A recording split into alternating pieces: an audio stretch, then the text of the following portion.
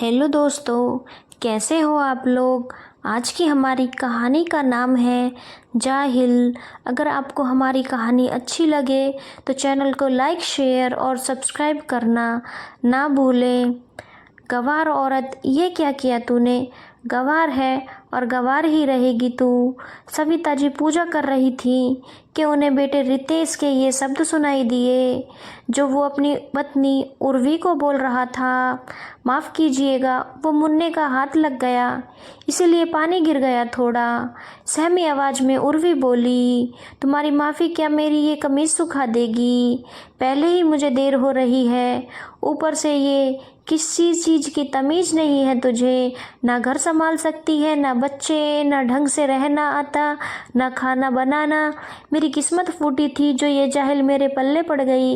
रितेश उर्वी को धक्का सा दे कमीज बदलने चला गया। ये सविता जी के घर का रोज का किस्सा हो गया है।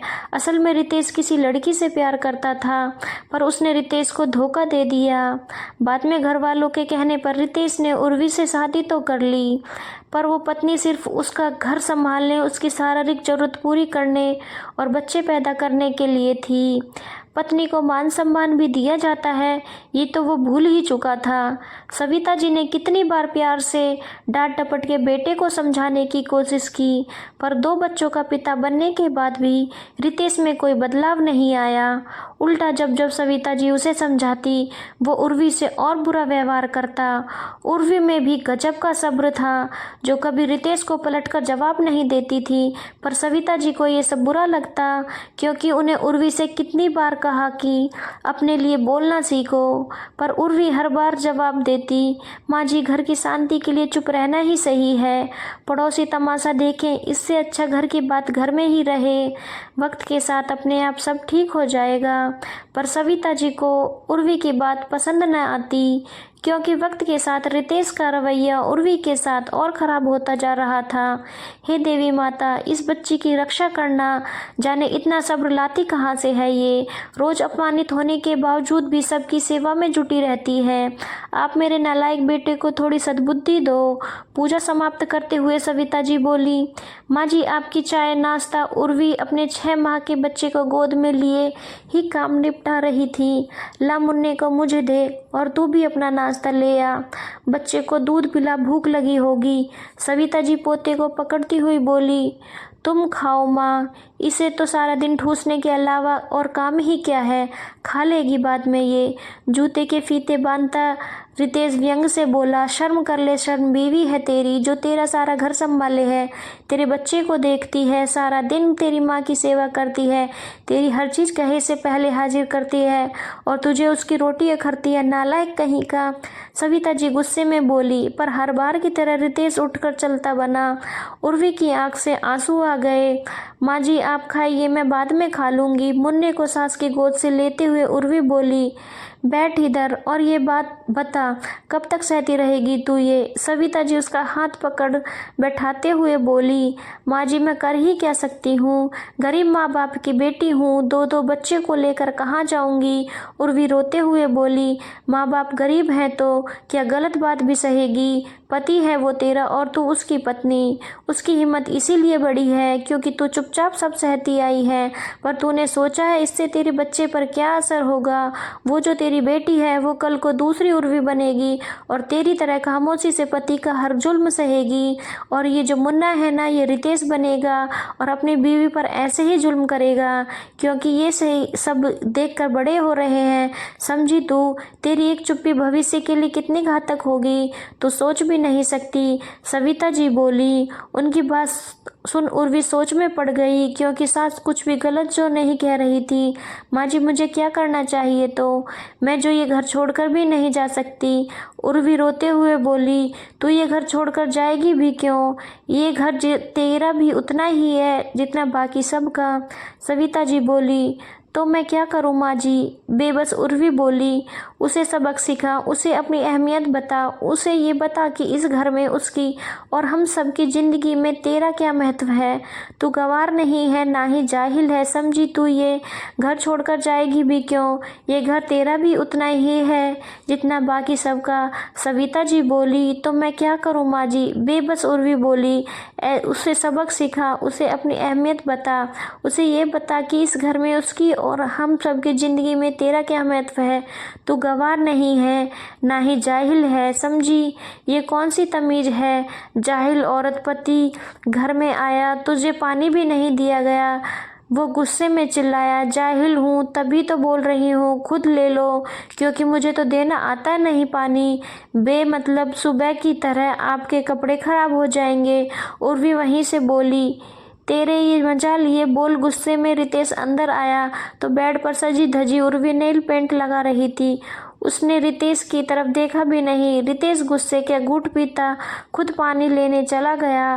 बेटा ले जरा, तू अपने मुन्ने को पकड़ ले, मेरे हाथ दुख गए हैं सुबह से लिए लिए। जाहिल आज कुछ ज़्यादा ही नहीं बोल रही ये, इसे अभी सीधा करता हूँ मैं। रितेश उठता हुआ बोला। ना बेटा, ऐसा गजब मत करियो, वरना तुझे मुझे दोनों को जेल हो जाएगी। आज ही बहू अपनी सहेली से बात कर रही थी कि वो इस घर से तंग आ चुकी है, सोचती है पंखे से लटक कर मर जाए। अगर कल को मुझे खरोच भी आई तो इसके जिम्मेदार मेरे पति होंगे, साथ में सास भी। बेटा, उसने कुछ उल्टा सीधा कर लिया तो बेवजह लेने के देने पड़ जाएंगे। तू ऐसा कर, बाजार से मंगा ले खाना, फिर गुड़िया को स्कूल का काम भी कराना है। सविता जी बेचारगी से बोली। क्या अभी उसको काम भी नहीं कराया उर्वी ने? और ऐसे कैसे वो कुछ कर लेगी? माँ, आप बेकार डर रहे हो। रितेश बोला। बेटा, वो कहती है मैं गंवार कहाँ जानूँ अंग्रेजी की पढ़ाई, इसलिए नहीं कराया काम। और मेरा डर गलत नहीं, आजकल औरतों की सुनी जाती है। अगले दिन रितेश को अपना कोई सामान निकाला नहीं मिला। उर्वी भी उसे वहीं नजर गड़ाए देख रही थी। माँ, उर्वी कहाँ है? उसने बाहर आकर पूछा। बेटा, वो तो वॉक पर गई। और देख, मुन्ने ने पॉटी कर ली है, अब तेरे से धोई जाएगी। तू ही धो, मुझसे ना धोएगी। सविता जी बोली। क्या वॉक पर? क्यों? रितेश झुंझलाकर बोला। उसकी कोई सहेली आई है इस शहर में, नई नई इंस्पेक्टर है, और उसने कहा उर्वी से अपनी सेहत पर ध्यान देने को, बस उसी के साथ चली गई। सविता जी बोली। उसने तो कभी बताया नहीं उसकी कोई दोस्त पुलिस में है। रितेश उत्सुकता से बोला। रे, मुझे तो बताया था, पर अब वो दूसरे शहर से थी। मुझे लगता है कि इसकी सह पर ही बहू आजकल अपने मन की करने लगी है। कहीं ऐसा तो नहीं कि हमारे खिलाफ रिपोर्ट कर दे। मुझे पता है ना, शर्मा जी की बहू ने उनके खिलाफ झूठी रिपोर्ट की थी, तब भी उन सबको जेल हो गई। जबकि यहाँ तो उर्वी सही है। तुझे कितना कहा था ना मैंने, बहू की इज्जत किया कर, पर नहीं, तू उसे रोज जलील करता रहा। अब अगर उसने कुछ भी किया तो मैं तो बहू की तरफ हो जाऊंगी और बेटा बोल दूंगी कि बस बेटा ही है जलील करता था जो, क्योंकि इस उम्र में मैं तो जेल जाने से डर रही हूँ। सविता जी डरने का नाटक करते हुए बोली। अब वाकई में रितेश सोच में पड़ गया। उसने मुन्ने को उठाया और बाथरूम में चल दिया। अरे, आप क्यों कर रहे हैं ये? लाओ मुझे दो, मैं करती हूँ। तभी उर्वी वहाँ आकर बोली। नहीं, कोई बात नहीं, तुम थकी होंगी, वैसे भी मुन्ना मेरा भी तो बेटा है। अपने स्वभाव के विपरीत रितेश शांत स्वभाव में बोला, जिससे उर्वी हैरान रह गई। वो रसोई में गई और सास के कहे अनुसार बस ब्रेड चाय बना लाई। हालांकि उर्वी को लगा था कि रितेश गुस्सा करेगा, पर वो चुपचाप खाकर चला गया। सुनो यार आकाश, बीवी की मानसिक कष्ट पहुंचाने पर कितनी सजा हो सकती है? ऑफिस में उसने अपने सहकर्मी दोस्त से पूछा। अब ये तो जज के और कितना कष्ट पहुंचाएगा गया है उस पर, तू क्यों पूछ रहा है? भाभी जी ने केस कर दिया क्या? आकाश चुटकी लेता हुआ बोला। कैसी बात करता है तू? वो क्यों मुझ पर केस करेगी? चल चल, काम करने दे। झेपता हुआ रितेश बोला। उसका मन काम में नहीं लग रहा था। वो यही सोच रहा था, अगर उर्वी ने केस किया तो क्या इल्ज़ाम लगा सकती है। यही सोचते सोचते वह उसके प्रति किया गया अपना व्यवहार याद करने लगा। घर आकर भी वो किसी से नहीं बोला, चुपचाप अपने कमरे में आ गया। लीजिए पानी। उर्वी पानी लेकर आई। 2 बूंद छलक गई, माफ़ कीजिएगा। वो उर्वी डरते हुए बोली, नहीं नहीं, कोई बात नहीं, पानी ही तो है, सूख जाएगा। रितेश बोला, बाहर आ। जब उसने सास को बताया तो दोनों हंसने लगी। नहीं, मुझे जेल नहीं जाना इंस्पेक्टर साहब, छोड़ दो मुझे। रात को अचानक रितेश नींद में चिल्ला उठा।